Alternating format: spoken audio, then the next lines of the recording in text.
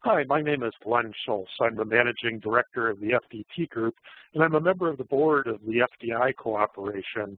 And today I'd like to cover how FDT incorporates a new standard, and that standard's known as FDI. So some of the topics we'll cover, I'll give you a brief summary of the FDT standard so that you're grounded in the terminology and basic architecture of how that standard works. And then we'll move on to the new FDI standard and give you some insight into that. Talk a little bit about the business case for integrating the FDI componentry into the FDT implementation, and then go in some detail about how specifically we do that, and then just kind of wrap it up. But before we get started, I think as somebody that's active in the standards industry, it's appropriate that once in a while we poke a little bit of fun at ourselves. So I have this cartoon here for you. It kind of answers the questions as to how do standards proliferate. So, you think about all the different AC chargers we've got, the different kinds of character encoding and all the different things, and you wonder how that comes to be about in the standards world. So you could start with a situation where there's maybe 14 different competing standards, and a group of people get together and say, well, of course, 14, that's ridiculous to have that many standards. We should be able to create one universal standard that covers everybody's use cases. And of course, everybody's in agreement with that concept. So the work goes on, and at the end of the day, the situation is now there's 15 competing standards. And not trying to suggest that here in terms of this presentation, because certainly we've worked to make some standards compatible and they really aren't competing standards, but nonetheless, I think that happens throughout the standards industry. So let me give you a little summary of the FDT standard. Perhaps you know something about it already, but this will be a quick overview and give you some of the terminology really that's necessary to grasp the concept of how FDI integrates into FDT. So from the standard perspective, we allow any compliant device to be integrated into a host system. And in the FDT vernacular, a host is called a frame. So when you look at the FDT standard, when you see the word frame, think of some higher level host system. This could be an asset management application, a PLC, a DCS, or anything else conceivable really. Then the second major part of the standard is called the DTM. That stands for Device Type Manager, although at this point, most people just call them DTMs. This is really a software representation of the device. It's supplied by the device vendors themselves. They're the ones that know best how to represent the device, how to exercise all the features in the device, and really show off the capabilities of the device. So this DTM handles things like configuration, and they can do that through wizards, they can have smart guides, all sorts of other methods of doing it. The DTM will usually also incorporate some pretty good diagnostic capabilities. So if a problem is starting to develop with the device, it'll alert you that some situation exists that needs your attention, or if the device has already failed in some degree, they'll often walk you through troubleshooting steps, make recommendations based on what they think the probable cause of the issue is, and so on. And it can include a lot of other capabilities, things like manuals, links to other online information, and so on, can all be incorporated inside of a typical DTM. So once you've got a DTM or a collection of DTMs, this host system can host any number of those DTMs. So the frame could have a few DTMs, it could have thousands of DTMs in the frame to gain access to the devices that it's connected to. And it's interesting because those DTMs can be any type of device, whether it be a process device, a factory automation device, building automation, energy management, any compatible device from any vendor, and you can freely mix any number of industry buses. So the FDT standard supports all of the major industry networks that are out there that are standards in themselves. So today we support more than 16 different networks. In that frame or host application can have any number of those networks present at the same time and freely talk with those devices across those networks. So some other key features of the FDT standard, it is extensible to any new industry bus. And a fairly recent example for us in the industry would be something like ISA 100.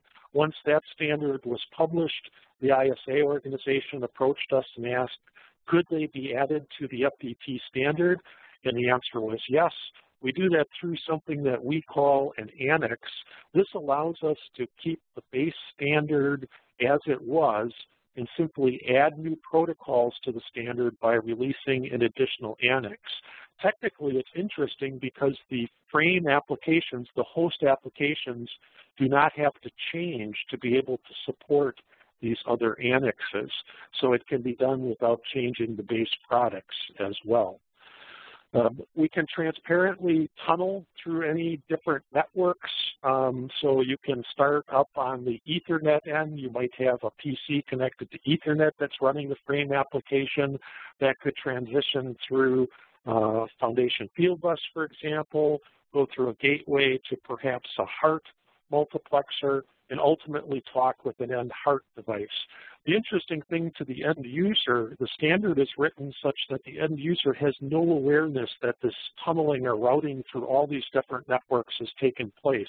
To them, it's almost as if they're directly connected to that device and able to access all of its intelligent features.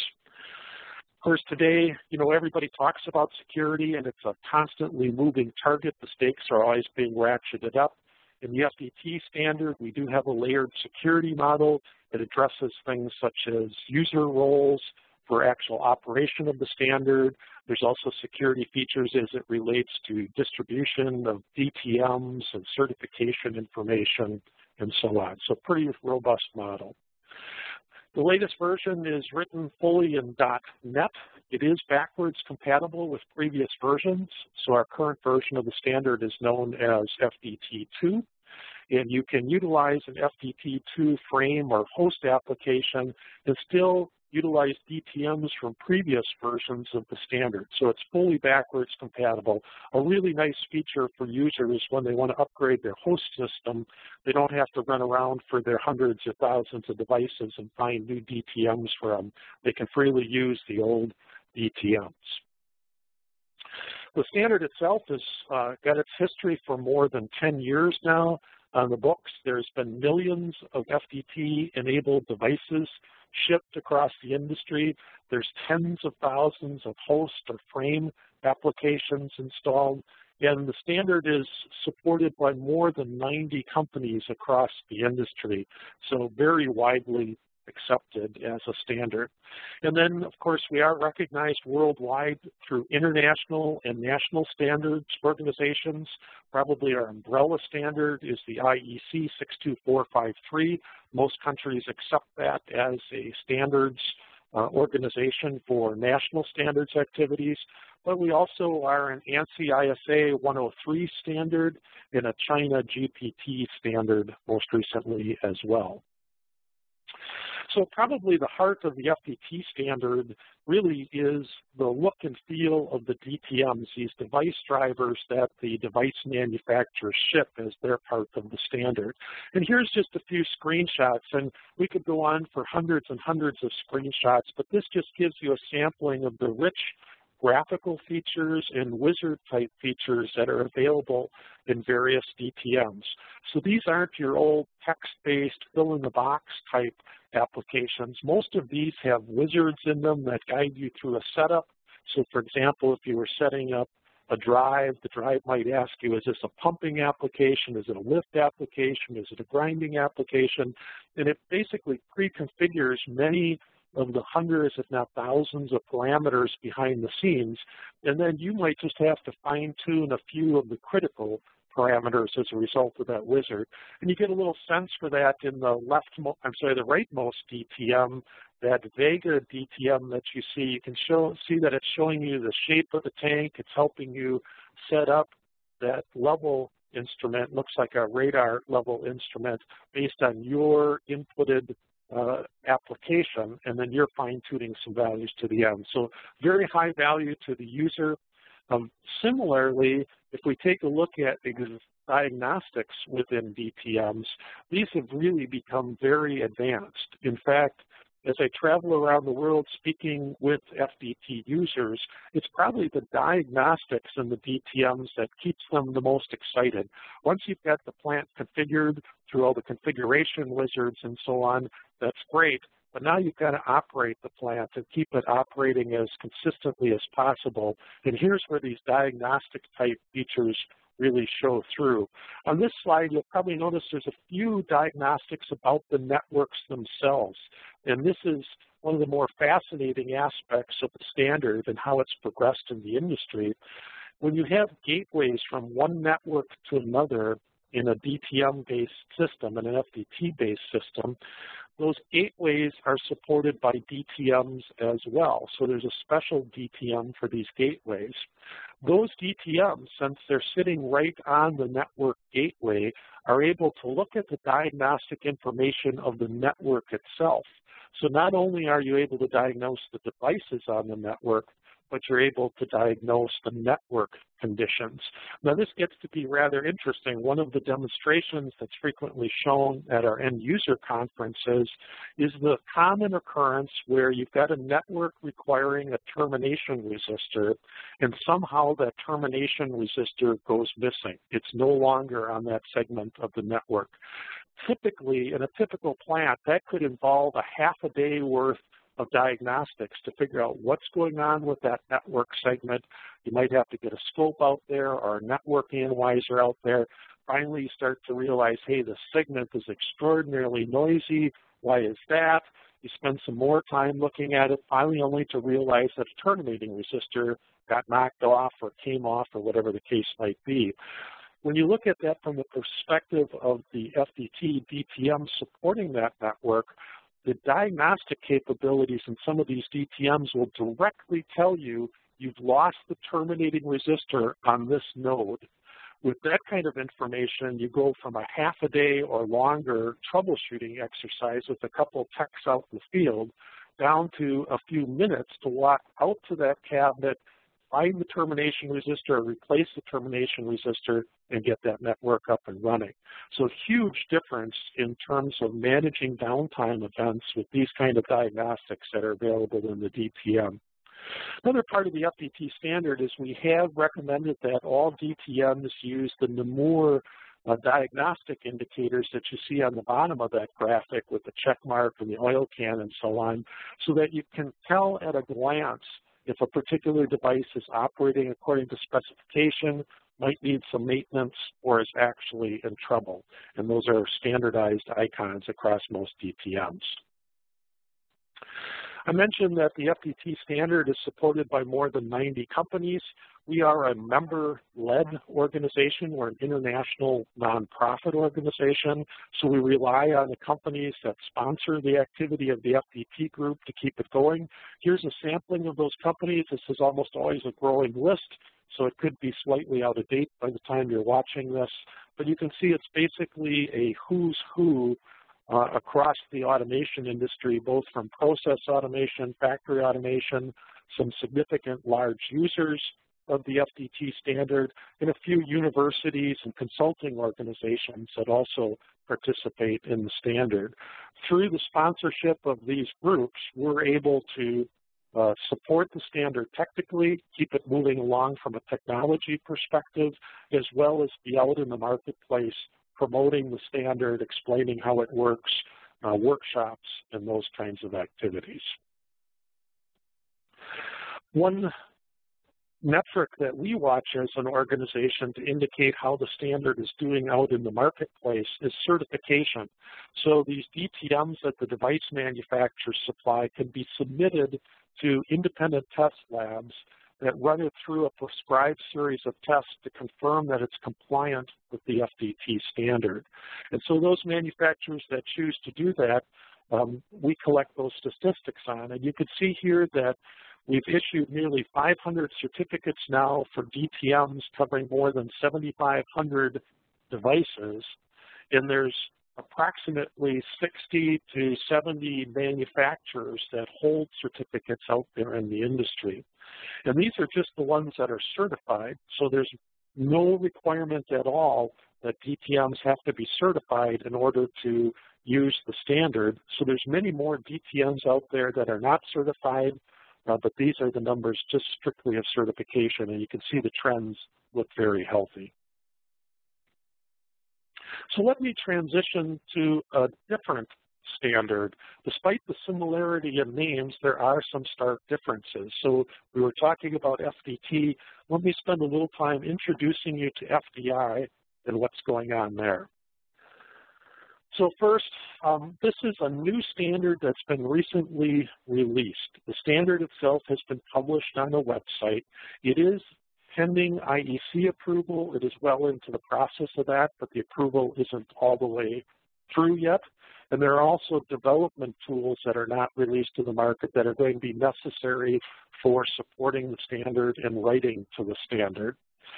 The standard itself covers EDDL-based networks. For a device to be participating in the FDT standard, it must be EDDL-based.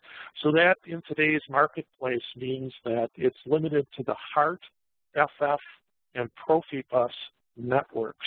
More recently, ISA 100 has asked to be part of the standard as they use profiles very similar to the FF profiles, and that investigation is underway. The activities for developing the new FDI standard are sponsored by 7 different major industry players that do all the financial underwriting and help provide management guidance as well as technical resources to make this standard possible. It is sponsored by 4 foundations, including FDT. So FDT is an owner of the FDI cooperation and its standard. Total of 4 foundations that do that. One of the primary goals and one of the interesting outcomes of the FDI work is to provide a common DD or EDD interpreter, if you will, for host systems. This results in the harmonization of the EDDL language. While we've always talked about EDDL as a common language, and at a high level it is, what actually happened in implementation in the industry is each standard that used EDDL developed their own dialect of EDDL that was so radically different that it could almost be called a different language. So part of the work of FDI was to harmonize all these different languages, and this would simplify the architecture and enhance interoperability then when trying to use the FDI standard across these different networks. There's long been discussion in the industry about the graphical capabilities of EDDL. No matter how much time you spend in a descriptive language, it's very difficult to have a text-based descriptive language render the types of graphic capabilities that as average PC users we're quite familiar with. So graphical user interface has been added as an option to the FDI standard, so device manufacturers can optionally include a graphic interface. This would be somewhat similar to DTM features. There are differences, but it is close. In all of this then, the graphical user interface, the DD file necessary for FDI is all bundled into a thing that's going to be called an FDI Device Package. This is somewhat analogous to a DTM in that you get a single binary or blob of information that you can install in the host system that can then represent the device, similar to a DTM in the FDT standard. And it's important to realize that while it is a new standard, and it is addressing a certain part of the marketplace and some important areas in the marketplace, it has been designed from the ground up to be compatible with the FDT standard. So we did not want to create competing standards or incompatible standards in the marketplace. And I'll show you in just a few more slides how this compatibility plays out. I mentioned this FDI device package. I won't walk through this graphic in complete detail, but just to point out, The key things such as the device definition and the user interface plugin and so on are all bundled into this thing called an FDI Device Package. From a practical perspective, when you see these in the marketplace in the next year or two, these will have a file extension of FDIX, and everything that's in there that's necessary to support the FDI standard for that device will be in that one file. And that can include other things like data sheets and certificates and so on and so forth will be in that FDI Device Package bundle. So let's switch to the business case for integrating FDI into FDT and really try to answer the question, why should these two standards work together? So it really is a question of subsets and supersets, or if you will, sort of a scope and scale issue from a business perspective. I already mentioned that the FDI standard covers these primary networks, and that's because these networks are based on EDDL device descriptions. So that's clear. FDI scope is those four networks. But of course, if you're in a typical automation environment, you often have other networks that you need to deal with as part of your overall automation package. And those networks can be wide and varied. We are aware of all the different kinds of things that are out there in the marketplace, and this is a sampling of some of those other networks. This is the scope of the FDT Group standard. So the FDT DTM information we're just talking about includes all of these other networks as well as the networks that are in the FDI standard. So if you're in a situation where you need to support more than just simply the EDDL-based networks, combining FDI and FDT makes a lot of business and technical sense. So here's how this would work. Let's look at it first from an FDT perspective. On the FDT side of things, we talked about the DTMs. You can have any number of DTMs integrating into that FDT host or frame, as it's called in the FDT standard. And you can also have FDI device packages represented in yellow there in that FDT host system as well. And you can have any number of those. That combination then can support all networks that are out there in both factory and process automation and all devices that support these two standards. So pretty nice solution there. If we look at that and flip it so that the host is now an FDI native host, we'd like to say that what you see in the graphic is what would happen, but that is not the case. In fact, the FDI host does not host DTMs.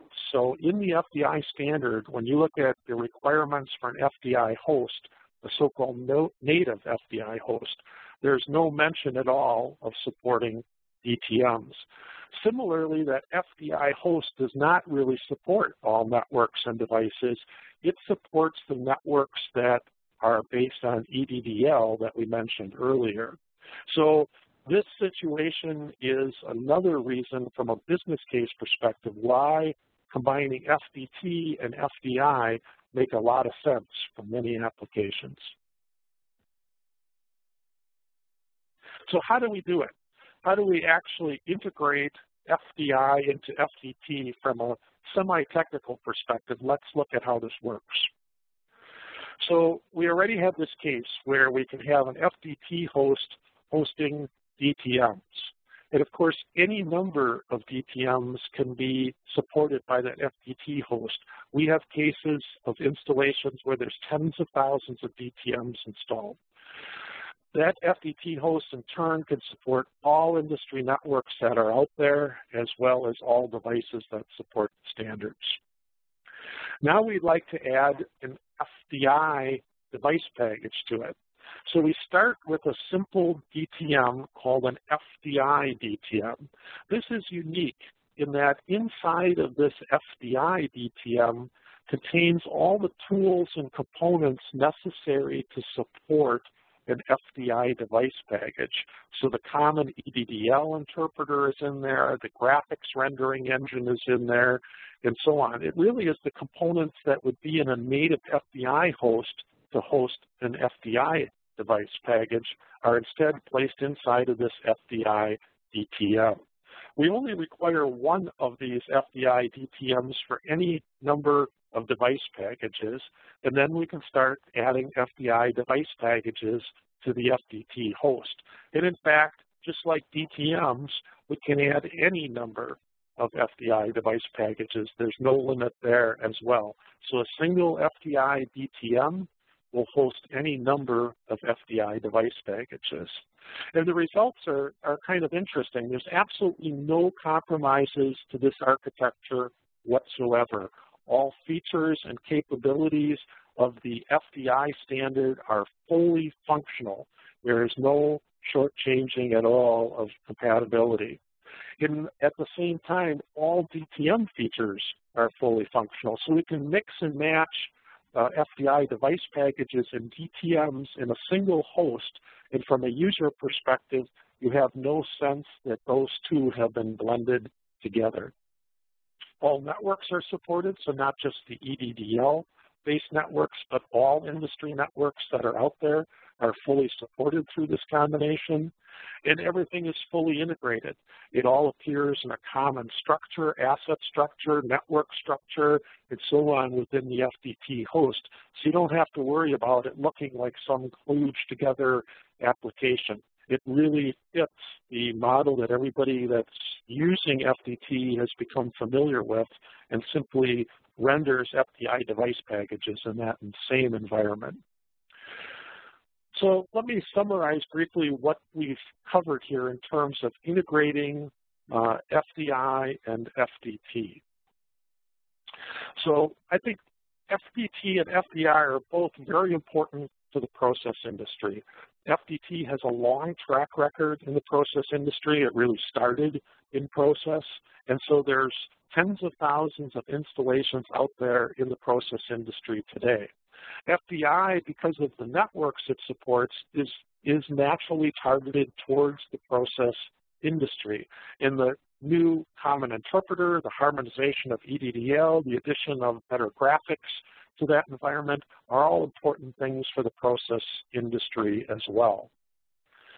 FDT is also very important to the factory automation industry. This is widely integrated into PLC environments across the industry, into asset management packages and factory automation. It supports all the factory automation networks that are out there today, so it remains very important to factory automation.